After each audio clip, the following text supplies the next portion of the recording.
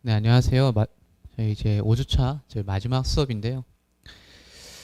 원래 마지막에는 조금 수업보다는 이렇게 얼굴 보면서요, 이야기하고 앞으로 쓴 글에 대해서, 쓰고 싶은 글에 대해서 말해보는 이렇게 시간을 가져보는 게 중점이 되곤 하는데요. 우리는 이렇게 바쁜 시간 이렇게 쪼개서 문학 공부를 하러 온 사람들이니까 오늘도 수업을 짧게라도 조금 해봅시다. 대신 수업의 주제를 조금 달리 해봤어요.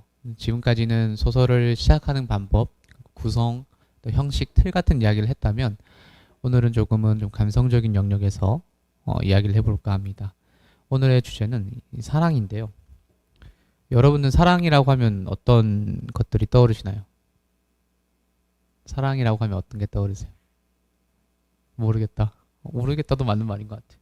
사랑이라고 하면 어떤 게 떠올라요?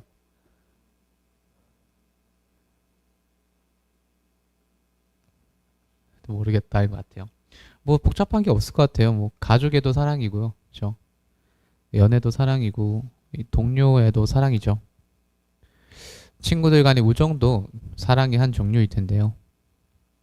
이 사랑이라는 주제는 사실 어떤 문화 콘텐츠든 단골 소재죠. 그 자체가 인간의 삶의 주요한 목적이 되기도 하고요. 과정이 되기도 하고 모든 것의 명분이 되어주기도 합니다. 심지어는 사랑을 위해서 기꺼이 목숨을 내어놓는 죽음을 불사하는 인물들도 우리가 어렵지 않게 생각을 해볼 수 있죠. 내가 사랑하고 아끼는 존재를 위해서 몸을 기꺼이 내던지는 인물들을 우리는 열 손가락 가깝게 아주 쉽게 이야기할 수 있습니다. 그렇다면 이 단편 소설이라는 장르에서 사랑은 어떻게 다뤄지는가를 생각해 봅시다. 지금껏 단편 소설의 주요한 매력, 특징으로 제가 언급한 게 하나 있는데요.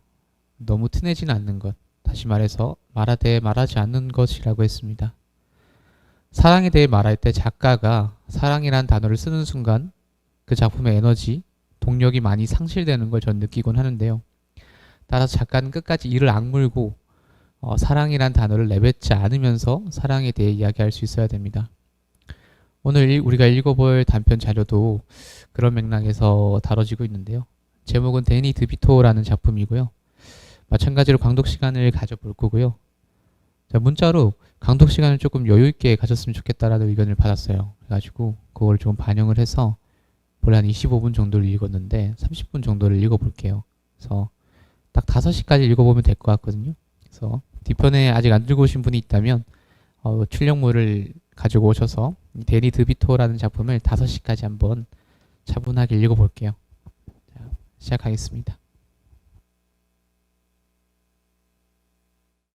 여러분들은 펭귄맨 아세요? 펭귄맨 아세요? 펭귄맨 모르세요? 그렇죠. 펭귄맨은 이제 잊혀진 존재죠. 이 친구가 이제 펭귄맨인데요. 그 배트맨에 나오는 악당이에요. 그래서 조커는 여러분들 다들 아실 텐데, 왜냐면 조커는 새롭게 컨텐츠들이 계속 발굴이 되고 개발되고 영화도 새로 나오는데 이 펭귄맨은 잊혀졌죠. 그래서 이 저자도 첫 문장에 그렇게 쓴 것 같아요. 펭귄맨을 연기했던 배우 이름 뭐더라? 라고 시작을 하고 있는 것 같아요. 근데 제목인 데니 드비토는 그 펭귄맨을 연기한 이 배우입니다. 이 펭귄맨과 데니 드비토에 관한 이야기를 왜 했을까요? 펭귄맨도 데니 드비토도 소설에서 그렇게 크게 많이 자주 나오는 것 같지도 않고 의미가 있는 것 같지도 않은데 말이죠. 간혹 소설을 읽다 보면은 너무 해석하려는 태도를 갖게 되는데요. 그러지 말고 그 특유의 리듬감 같은 거를 즐겨보는 것도 좋습니다. 우리가 랩 같은 걸 들을 때도 리듬감을 위해서 비문이지만 말이 되지 않는 문장이지만 그런 것들을 이어가는 경우가 많잖아요. 소설도 그런 리듬감을 활용할 수 있습니다. 이 사랑에 관해 이야기할 때 온전히 화자인 나와 유도시에 관해 이야기했다면 글이 많이 단조롭지 않았을까요? 독자로 하여금 이건 무슨 의미일까 한번 고민하게 만드는 것도 작가의 역량입니다. 또 독서는 오해의 경험이란 말이 있어요. 다시 말해서 오독, 잘못 읽는 것 자체가 독서입니다. 따라서 독자가 어떤 오해를 가지건 그건 독자의 고유의 몫이고 또 권한이기도 합니다. 아까 제가 한 문장씩 체크를 해보자라고 말씀을 드렸는데 해보셨나요? 어디 부분인지 한번 읽어봐 줄래요? 네.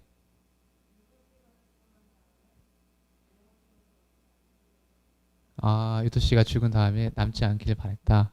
화자의 마음이 담겨 있는 부분이죠. 좋은 것 같아요. 제일 뒤에 있는 친구, 선생님은 선생님.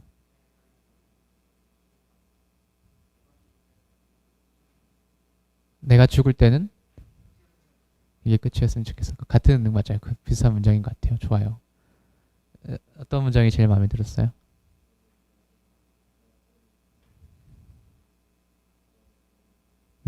말끔히 사라져버리기를. 옆에 친구는요?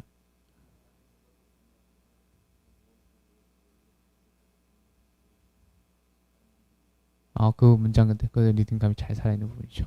그 전반적으로 이 뒷부분에 화자의 마음이 드러나는 부분에 대해서 조금 방점을 찍고 읽으셨던 것 같아요. 맞아요. 굳이 제 해석을 얹어보자면은 이 소설은 잊혀져가는 것에 관한 이야기를 하고 있는데요.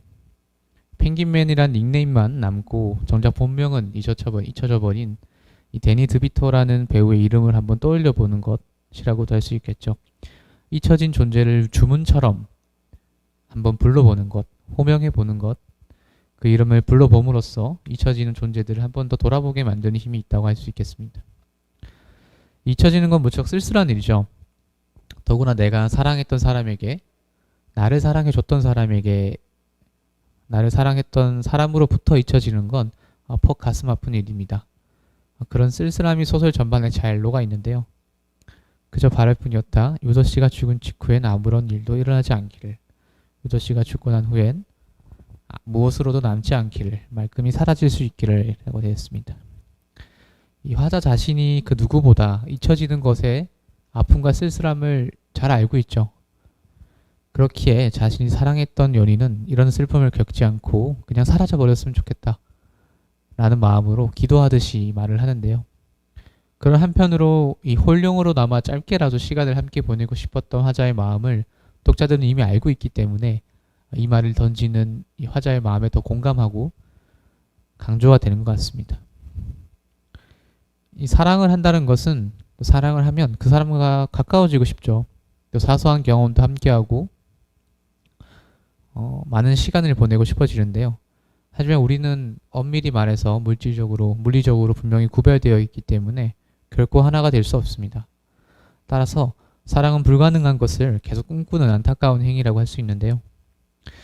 소설 속에서 하자는 유도에게 끊임없이 달라붙고 또 비비고 조이고 정수리에 올라타고 어깨에 올라타고 일체감을 갖기 위해 노력을 하지만 이 심령이라는 대단히 독특한 존재가 되었음에도 불구하고 여전히 온전히 하나가 되는 것에 실패하죠.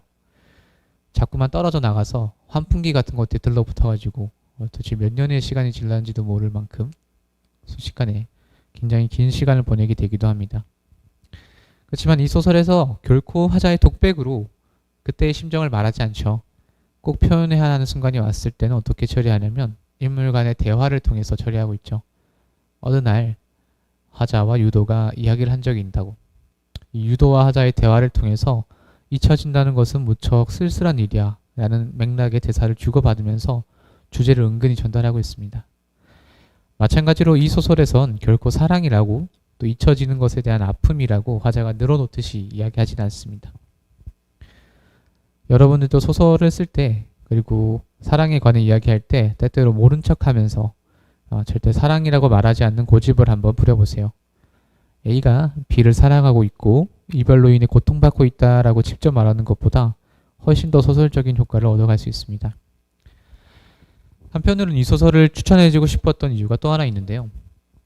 여러분들 제가 작품을 4주 정도 읽어보니까 어느 정도 작품의 그 결이 보이는 것 같았어요. 그래서 이 작품을 통해서 소설 속에서 이 환상성을 활용하는 방법을 이야기해 볼 수 있겠다라는 생각이 들었어요. 화자가 시작부터 죽죠. 죽었다고 인지하죠, 정확하게. 죽어서 원령이 되어버리는데요. 그 앞뒤 맥락이 있지도 않습니다. 뭐 사고를 당했다든지 아팠다든지 그런 이유도 없고요. 내가 죽었다 라고 인지하면서부터 글을 시작하죠. 근데 그렇다고 해서 화자가 대단히 특별한 능력을 갖게 되는 것은 아니고 어찌 보면 보통의 사람과 큰 차이가 없는 것 같기도 해요. 있다면은 뭐 다른 사람들의 눈에 보이지 않는다는 것, 내가 말을 해도 주변 사람들이 듣지 못한다는 것, 그리고 조금 홀령처럼 날아다닐 수 있다는 것, 근데 뭐 날아다닌다고 해서 되게 멀리 날아간다는 것도 아니고 어딘가에 이렇게 붙들려 있죠. 조금은 수동적인 관찰자의 시선에 머물러 있는데요. 이처럼 소설 속의 주요 인물이 현실적이지 않은 능력을 발휘하고 비현실적 상황, 현상이 발생하게 되더라도 그 기반은 지극히 현실적일 때 우리는 좀 더 몰입을 하게 됩니다. 왜냐하면 예술 장르에서 활용되는 대부분의 허구는 현재의 은유라기 때문입니다. 다시 말해서 이 허구적인 설정은 비현실적인 상상력과 소재는 결국 현실적 상황을 조금 더 강조하고 극대화하는 장치라는 거죠. 현실에 발붙이고 있는 환상을 만들어내자라는 겁니다. 상상력을 가미한 소재를 발굴을 하되 그 소재가 우리 일상에서 활용되는 상상을 해보자 하는 거죠. 계속 순간이동을 하는 인물이 있다고 치자고요. 그 점퍼라는 영화 알아요? 2008년 영화인데 점퍼. 네. 2008년에는 혹시 몇 년생이에요, 진공씨? 네. 2007, 몇 년생이요? 2010년생이에요. 영화가 2008년 거니까. 뭐 이 주인공이 순간이동을 하는 캐릭터예요. 어느 날 자기가 순간이동을 할 수 있다는 걸 깨닫고 뭐 은행도 털고요. 외국으로 날아도 도망도 다니고 그렇게 하는 영화인데요. 그 주인공의 설정마저도 이렇게 특이한데 그 배경까지 지극히 비현실적이고 SF적이면 균형감이 좀 안 맞겠죠. 그래서 그 세계관은 그냥 오늘날의 세계관이거든요. 더 가까운 예로는 뭐 드라마 중에 무빙 있죠. 무빙에도 많은 초능력자들이 등장을 하는데 별의별 상상적인 소재들이 많이 나오는데 그 배경은 지극히 현실적이죠. 저기 강동구 어딘가에 있는 고등학교에서 또 초능력자를 가진 사람이 버스 기사이기도 하고 뭐 치킨집 사장님이 되기도 하고요. 대단한 능력, 특별한 능력의 소유자도 이 현실에 발붙이고 있는 인물일 때가 많습니다. 그걸 잘 생각해 보시면 소설 속에서 환상을 활용할 때는 조금은 현실에 발붙인 배경을 활용하면 조금 더 효과를 극대화할 수 있다는 걸 알 수 있습니다. 그 다음에 제가 꼭 말씀을 드리고 싶었던 건 이 4주, 5주 동안 작품을 써나가고 배우는 것도 굉장히 중요하지만 장기적으로 내 작품을 좀 써나갔으면 좋겠다라는 생각이 들었어요. 그래서 뭔가 방법이 없을까를 강구하다가 그 플랫폼이 하나 있거든요. 여러분들이 혼자서 시간을 정해서 글을 쓰려고 하면은 목표도 잘 안 정해지고 어려울 때가 많아요. 그래가지고 이 글틴이라고 해서 한국문화예술위원회라고 공공기관에서 운영하는 플랫폼이 하나 있거든요. 글을 쓰는 티네이저란 뜻이죠.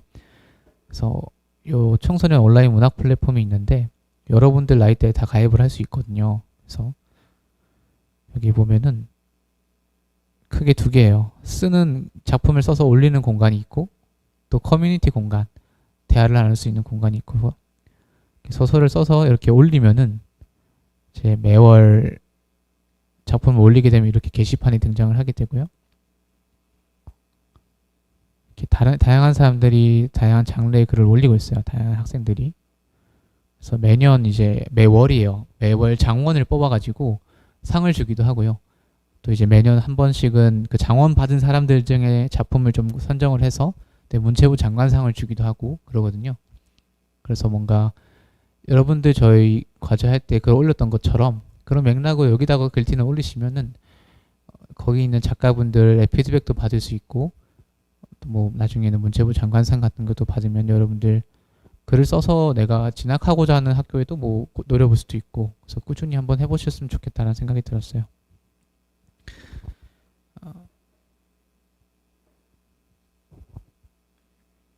글을 쓴다라. 혹시 그 고등학교는 보통 이제 인문계 고등학교로 진학을 하나요? 생각하고 있나요? 친구는? 마찬가지고요. 두 친구도 마찬가지인가요? 아직 뭔가 진로 진학 같은 경우는 잘 생각을 안 해봤죠. 뭔가를 해보겠다 이런 생각 잘 없었죠. 근데 글쓰기라는 것은 되게 평생의 취미도 갖기에 되게 좋은 거거든요. 이게 뭐 꼭 학과로 연결짓지 않더라도 글쓰기 독서의 경험을 가져보면서 평생의 경험을 좀 가져보면 좋겠습니다. 이 작품을 열어도 문장천선형 문학상도 되게 지위가 높아지고 있기 때문에 작품을 한번 꼭 한 번씩 올려봤으면 좋겠습니다. 그 다음은 여러분들 제가 책 만들기 위해서 작품을 올리는 창구가 있었는데 거기에 많이들 올려주셨더라고요. 그 작품들 한번 보면 좋을 것 같아요.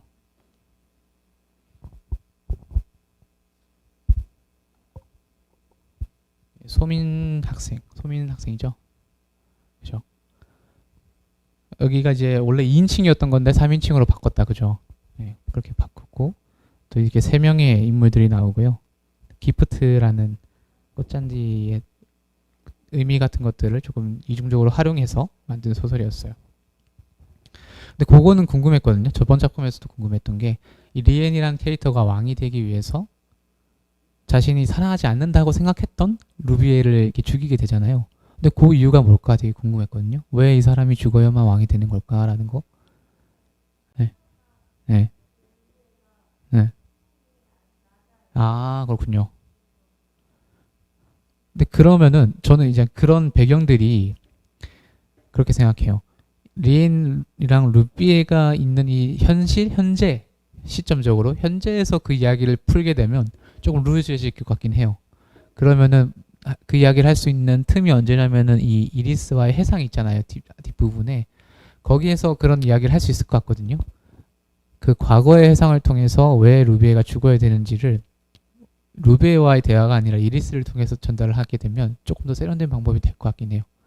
지금은 왜 이 캐릭터가 죽어야 되지라는 것이 좀 독자가 파악하기 힘든 상황인 것 같긴 해요. 요 희생이라는 주요한 소재가 잘 강조가 되려면 그 부분이 좀 파악이 될 필요가 있을 것 같긴 해요.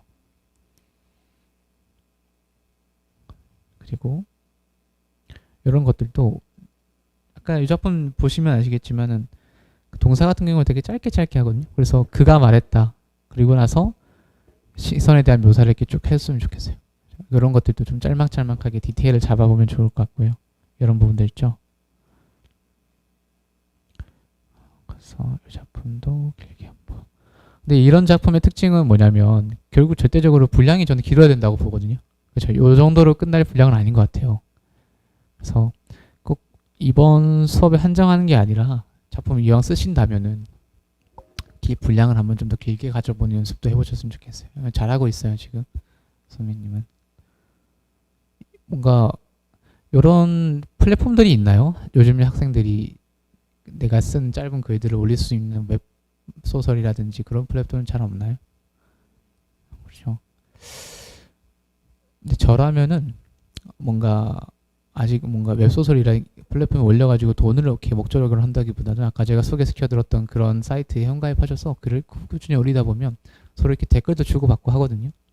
그런 이야기도 해봤으면 좋겠고 거기 다 필명으로 씁니다. 익명으로. 그런 재미도 있기 때문에 그런 한번 신청을 해보셨으면 좋겠어요. 글을 잘 쓰고 있습니다. 이 작품을 그 단행본에 실어도 되죠? 네, 제가 실도록 하겠습니다. 그 다음 주 수요일까지는 수정을 해도 괜찮거든요. 분량을 늘리고 싶다거나 그러면 그 게시판에 있는 걸 그대로 그냥 파일만 바꿔 끼면 되기 때문에 수요일 다음 주 목요일에 제가 올라와 있는 파일을 최종적으로 다운로드 받아서 책을 만들 거라서 수정을 하고 싶으면은 수정을 해주셔도 돼요. 잘 쓰고 있습니다.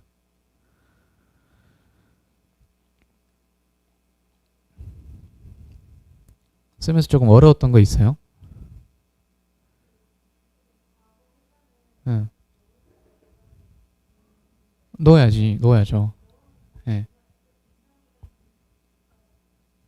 아, 그 옛날 이야기를 하는 거잖아요. 여러 부분들이나 그죠? 근데 뭐 이상할 건 전혀 없었는데 일단 근데 그런 차이 있는 것 같아요. 과거의 사회상을 이야기했으면 거기에서 뭔가 전달되는 정보가 있어야 될 것 같거든요. 지금 의미는 있어요. 과거 해상이. 근데 과거 해상을 이왕 썼다면은 조금 정보가 전달이 되면 좋겠는데 그런 것들이 빠졌으면 좋겠어요. 이 배경에 대한 정보는 있을 수 있고 아까 말씀하셨던 것처럼 왜 루비에라는 캐릭터가 죽어야 되는지 이런 정보들도 과거 해상에 담겼으면 좋겠고 오히려 볼륨으로 치자면 이 과거 해상 비율이 좀 더 두꺼워져야 이 소설이 기반이 좀 탄탄할 것 같아요. 되게 제가 경험상으로는 긴가민가 하고 조금 어렵게 느껴지는 그 부분이 정답이더라고요. 내가 어려운 것 같아 이 부분은 이 챕터는 풀기가 어려워 그 부분이 정답인 것 같아요. 늘 쉽게 가려고 하면 그게 오답이고 그래서 뭔가 쓰면서 어려움을 느꼈다면 잘 쓰고 있는 것 같아요. 네, 잘 쓰셨어요. 그다음에 명준 학생, 명준 학생은요. 요 작품도 되게 상상력이 좋았어요. 몇 가지 소재들이 떠오르죠. 이렇게 뭔가 사소한 일에도 자꾸 의미를 더하려는 사람들도 있고, 또 맹목적인 믿음도 있고, 허상도 있고.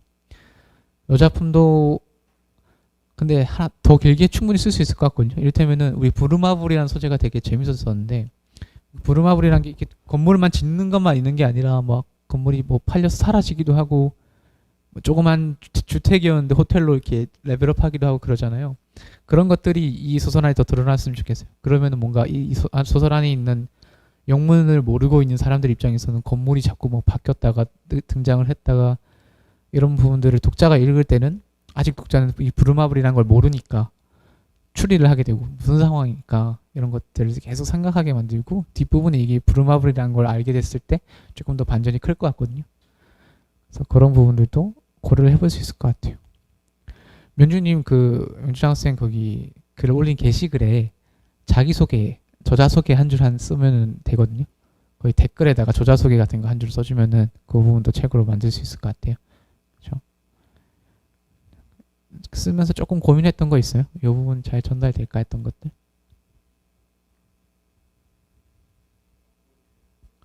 마무리. 이 마무리 이제 어찌 보면은 조금 우주적인 존재라 할까? 그런 존재들이 이렇게 대화를 하는 거잖아요. 따지고 보면.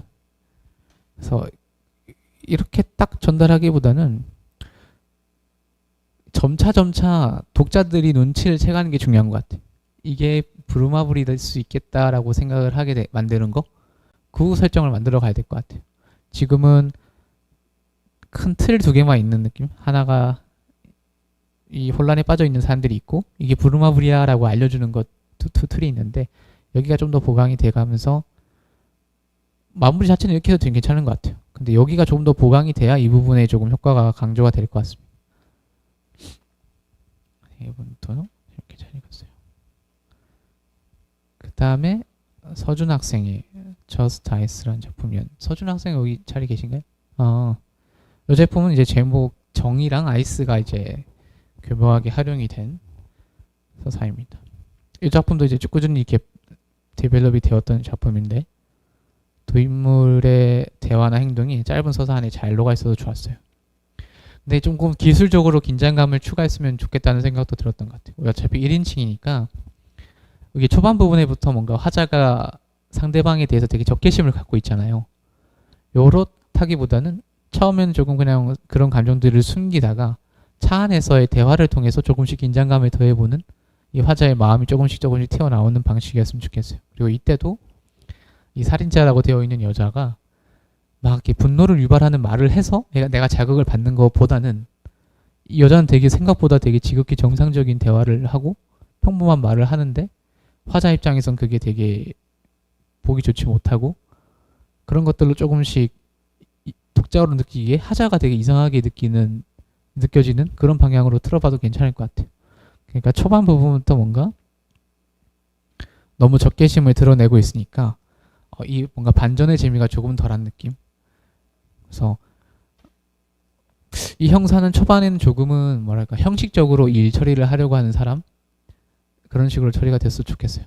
그러다가 이 차 안에서의 대화를 통해서 혐오감을 숨기지 못하게 되고 그 감정을 이렇게 표출하게 되는 방식이면은 훨씬 더 재미가 있을 것 같습니다. 그 제일 처음에 읽었던 작품들에게 비교해봤을 때 진짜 글쓰기가 많이 늘었어요.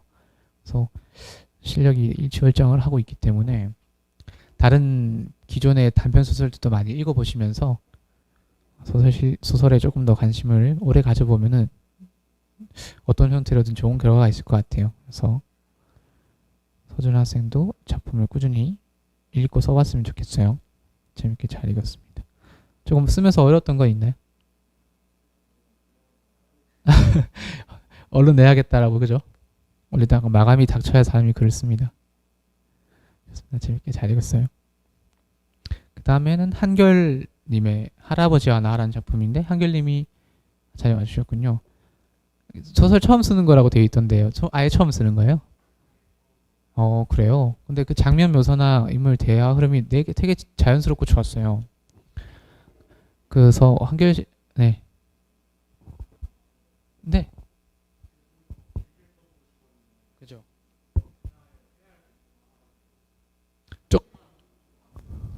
이게 뒷부분 이야기가 더 궁금했어요. 그래서 뒷부분 어떻게 되는데요? 생각해둔 게 있어요? 이 네. 중간에 네, 그렇지.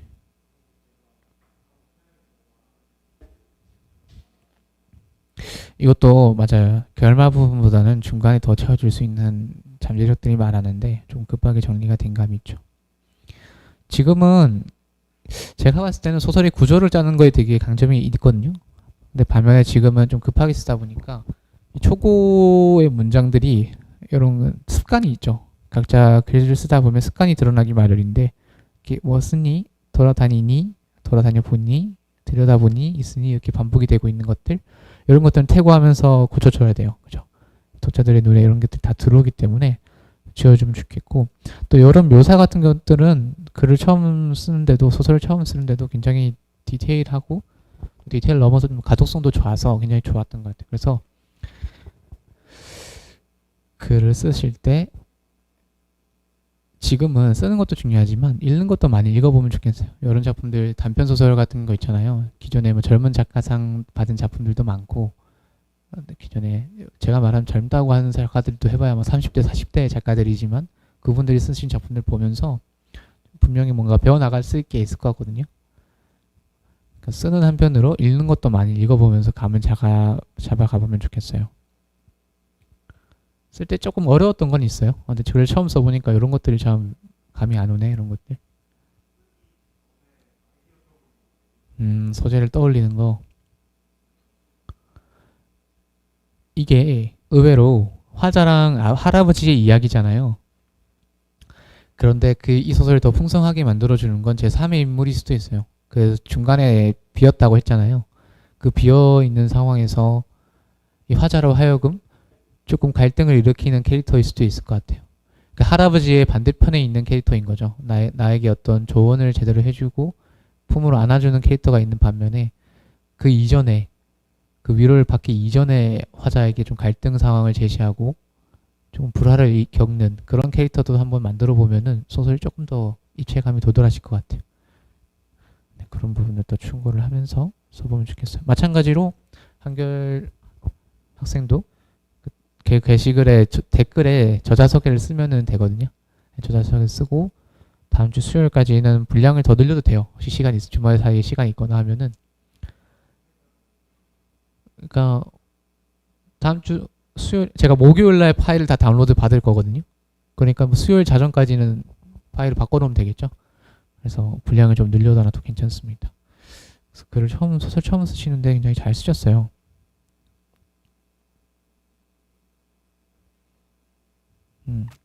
오히려 막 문장을 길게 쓰려고 하지 말고 지금처럼 이렇게 단문 형태로 가는 거를 계속 읽어 나가 보세요. 여기서 그게 매력이 있거든요. 단문으로 하는 게 깔끔하기도 하고 작품을 계속 쓰시다 보면은 한결님도 좋은 결과 있을 거예요. 그 글티라는 거에 현가입하셔서 글 하나씩 올려보세요. 네, 재밌게 잘 읽었습니다.